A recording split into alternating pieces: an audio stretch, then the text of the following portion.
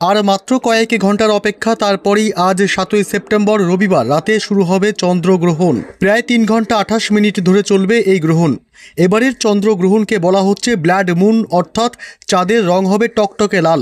এই মহাজাগতিক দৃশ্য দেখার অপেক্ষায় গোটা বিশ্ব। আজকের চন্দ্রগ্রহণ ভারত এবং বাংলাদেশ থেকেও দেখা যাবে। তবে ভারত ও বাংলাদেশের সঠিক সময় অনুযায়ী গ্রহণ কখন শুরু হবে, কখন শেষ হবে, এই গ্রহণ ভারত ও বাংলাদেশের কোন কোন জায়গা থেকে দেখা যাবে, এই গ্রহণ চলাকালীন কি করবেন এবং কি করবেন না, গর্ভবতী মহিলারা কি সাবধানতা অবলম্বন করবেন, এ বিষয়ে সবই বিস্তারিত জানিয়ে দেব এই ভিডিওতে। বিস্তারিত জানতে হলে ভিডিওটি অবশ্যই শেষ পর্যন্ত দেখবেন। আর সবার আগে সবার প্রথম এমনই লেটেস্ট খবরগুলি জানতে ভিডিওটিতে একটি লাইক করবেন, চ্যানেলটি সাবস্ক্রাইব করে আমাদের সঙ্গে থাকবেন। আজ রবিবার রাতের আকাশে চোখ রাখলেই দেখা মিলবে পূর্ণগ্রাস চন্দ্রগ্রহণের। আর সেই সুযোগ মিলবে আজই। টানা 82 মিনিট ধরে দেখা যাবে লাল রঙের চাঁদ। গ্রহণের প্রক্রিয়া চলবে আরও বেশি সময় ধরে। চাঁদের নিজস্ব কোনো আলো নেই, তার ওপর সূর্যের আলো পড়ে, তারপরেই তাকে দেখা যায়। এবার পৃথিবী চাঁদ এবং সূর্যের মাঝে চলে এলে সূর্যের আলো আর চাঁদে পড়বে না, বদলে পৃথিবীর ছায়া পড়বে চাঁদের ওপরে। তখনই হবে চন্দ্রগ্রহণ। ভারত ও বাংলাদেশ সহ এশিয়া মহাদেশ, অস্ট্রেলিয়া, আফ্রিকা থেকে দেখা যাবে এই চন্দ্রগ্রহণ। ভারতের প্রায় সব শহর থেকেই দেখা মিলবে এই চন্দ্রগ্রহণের। কলকাতা, দিল্লি, মুম্বাই, পুনে, লখনৌ, হায়দ্রাবাদ, চণ্ডীগড় থেকে স্পষ্ট এই গ্রহণ দেখতে পাওয়া যাবে।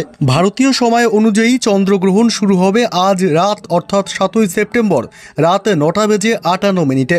শেষ হবে 8ই সেপ্টেম্বর রাত 1টা বেজে 26 মিনিটে।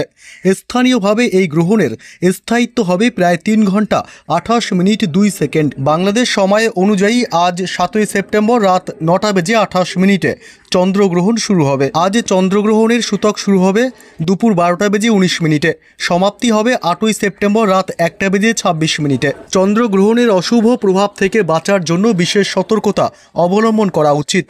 পুজো, হোম, যজ্ঞ, কোনো মূর্তি, প্রাণ প্রতিষ্ঠা, বিয়ে, গৃহপ্রবেশ ইত্যাদি শুভ কাজ না করাই ভালো। সূতকের সময়ে খাবার রান্না করা বা খাওয়া উচিত নয়। চুল কাটা, নখ কাটা, দাড়ি কামানো বা শরীর পরিষ্কারের কাজ এই সময়ে করা থেকে বিরত থাকুন। অপ্রয়োজনীয় ভ্রমণ, বিশেষ করে দীর্ঘ সফর এড়িয়ে চলা উচিত। নতুন ব্যবসা, প্রকল্প বা বিনিয়োগ শুরু করা থেকে বিরত থাকুন।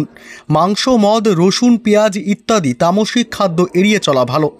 গর্ভবতী মহিলারা সূতকের সময় সূচ, ছুরি বা ধারালো বস্তু ব্যবহার করবেন না।